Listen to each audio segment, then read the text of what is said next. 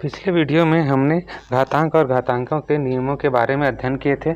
आज हम घातांकों के नियमों का उपयोग करके कुछ प्रश्नों को हल करेंगे। इसके लिए आप वीडियो को बिना स्किप किए हुए अंत तक देखेंगे, तभी आपको समझ में आएगा। देखिए, पहला प्रश्न हम लेते हैं 1/5 गुणा 1/3, इसका मान कितना होगा। तो देखिए, ये हो जाएगा, आधार समान होने पे हम दोनों घातों का गुणा करते हैं, तो हो जाएगा दोनों घातों का योग करते हैं, तो हो जाएगा दोनों घातों का योग हो गया।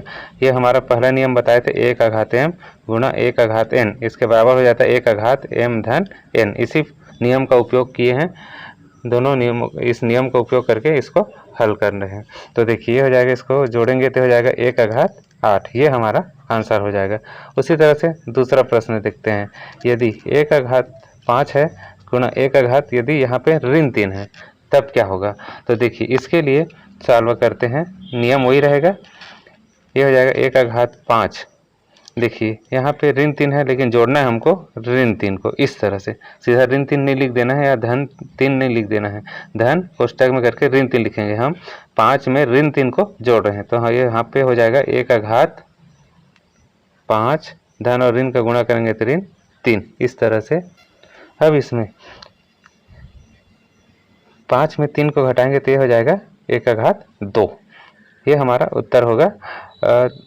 दूसरा चीज़ इसमें नियम ये हम उपयोग किए हैं, 1/m गुणा 1/n बराबर 1/m धन n। ये पहला जो नियम है उसी का उपयोग हम यहाँ पे किए हैं। अन्य प्रश्न देखते हैं। तीसरा नंबर देखिए, तीसरा नंबर प्रश्न ले लेते हैं। जैसे यहाँ पे 16, इसका घात लेते हैं, तो भाग में है 2/5, इसको हल करना है। तो इसको हल करते हैं, देखिए इस तरह से प्रश्न है, 16/2 भाग है 2/5। तो देखिए, हम 16 है, इसको 2 के घात के रूप में लिखेंगे, तो इसके लिए हम यहाँ पे 16 का अभाज्य गुणनखंड निकाल देंगे इस तरह से। ये 8 बार में, ये 4 बार में, फिर ये 2 बार में, फिर भाग करेंगे ये 1 बार में। तो 2 को 4 बार हम गुणा के रूप में लिख सकते हैं, अर्थात इस तरह से 2/4, जितना घात रहता है उतने बार गुणा करते हैं, और इसका 2 घात पहले से ऑलरेडी है, ये हो जाएगा, और ये 2/5। तो देखिए, यहाँ पे घात का घात हो रहा है, तो क्या होता है, घातांक के नियम से दोनों घातों का गुणा कर देते हैं इस तरह से, और नीचे में 2/5। ये हमारा घातांक का नियम होता है। 1/m है और उसका घात n है, तो ये हो जाएगा 1/mn। ये वाला जो नियम होता है उसका हम उपयोग किए हैं। इसको गुणा कर देते हैं, तो हो जाएगा 2/8 बटा 2/5। अब देखिए, घातांक का नियम, आधार समान होने पे दोनों भाग की स्थिति में दोनों घातों को हम घटा देते हैं। अर्थात यदि 1/m है और भाग 1/n है, तो हम इसमें घातों को घटा देते हैं, 1/m ऋण n इसके बराबर होता है। तो इसमें हम वैसे ही अपनाएंगे, हो जाएगा 2/8 ऋण 5, 8 में 5 को घटा देंगे, तो हमारे पास यहाँ पे बच जाएगा 2/8 में 5 घटाएंगे तो कितना बचेगा, 3।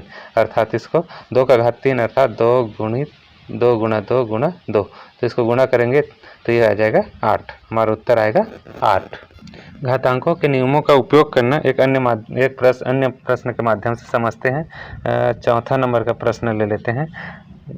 2/5 गुणा 3/6 गुणा 5/7, इसके भाग में दिया है 6/2 गुणा 10/2 गुणा 15/2। इसको हल करके दिखाना है, कितना आता है इसका आंसर, इसको सॉल्व करना है।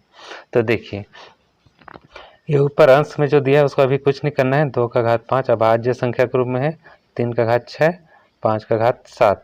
नीचे वाला जो संख्या है इसको तोड़ सकते हैं, 6 है, इसको देखिए इस तरह से फॉर्मेट में हम लिखेंगे, 2 गुणा 3, इस रूप में लिख सकते हैं 6 को, इसका घात है 2।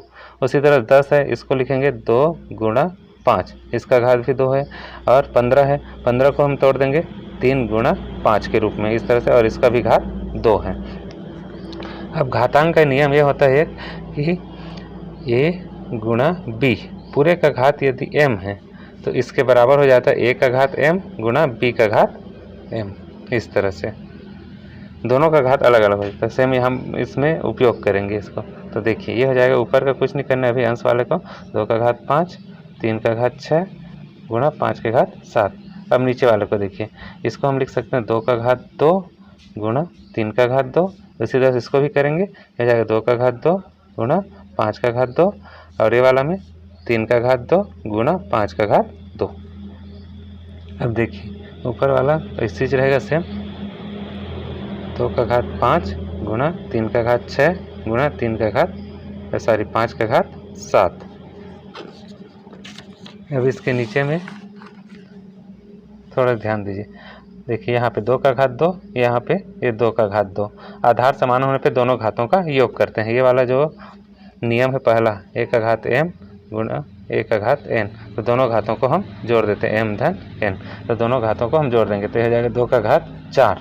उसी तरह 3 का घात 2, यहाँ पर भी 3 का घात 2, तो हो जाएगा 3 का घात 4, और ये 5 का घात 2 और यहाँ पर 5 का घात 2, तो हो जाएगा 5 का घात 4। अब इसमें हम भाग वाला जो नियम है उसको अपनाएंगे, दूसरा नियम उसका उपयोग करेंगे। 1 का घात m भाग 1 का घात n, इसके बराबर हो जाता है 1 का घात m ऋण n। देखिए 2 का घात 5 और 2 का घात 4, इसको घटा देंगे ये नियम से, तो हो जाएगा 2 का घात 5 ऋण 4। उसी तरह से ये 3 का घात ऊपर में 6 और यहाँ पे 4, तो 6 ऋण 4।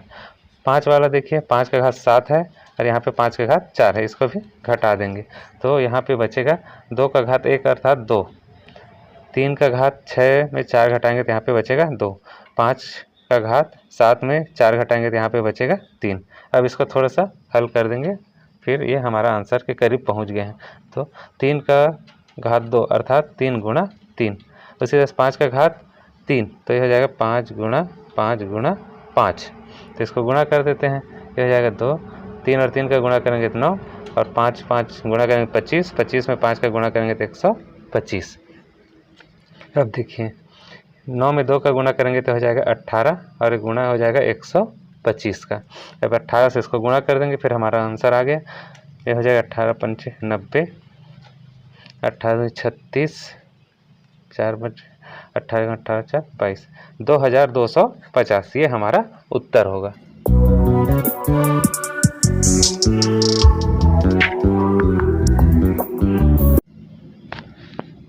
अंत में एक उदाहरण और देखते हैं।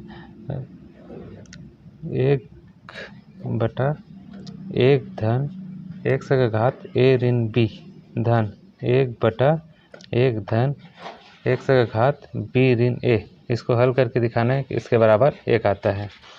देखिए इसमें लेफ्ट हैंड साइड से लेकर के हम चलते हैं। लेफ्ट हैंड साइड में हमारे पास है 1/1 धन 1 का घात a ऋण b धन 1/1 धन 1 का घात b ऋण a। अब देखिए यहाँ पे जो हमारा घातांक नियम उसका उपयोग हुआ है, उसी को हम लिख रहे हैं। देखिए 1 धन, यहाँ पे हमारा नियम होता है 1 का घात a भाग 1 का घात यदि b है तो उसके बराबर हो जाता है 1 का घात a ऋण b। उसी फॉर्मेट में ये दिख रहा है, हम इसको 1 का घात a ऋण b को लिख सकते हैं 1 का घात a भाग 1 का घात b, उसी रूप में लिखेंगे तो ये हो जाएगा 1 का घात a, हो जाएगा 1 का घात b धन। सेम यहाँ प्रक्रिया अपनाएंगे, 1/1 धन ये भी हो जाएगा 1 का घात b, फिर उसके बाद 1 का घात a, 1 का घात a। अब यहाँ पे नीचे में 1 का घात b है, हम इसका एलसीएम निकालेंगे तो हो जाएगा 1/, इसका निकालेंगे एलसीएम 1 का घात b, तो यहाँ पे 1 का घात b ऊपर गुणा हो जाएगा धन 1 का घात a। उसी तरह से यहाँ पर 1 का घात a का एलसीएम निकालेंगे तो 1 का घात a ही आएगा, ये हो जाएगा 1 का घात a, तो ये ऊपर गुणा हो जाएगा 1 का घात a धन 1 का घात b।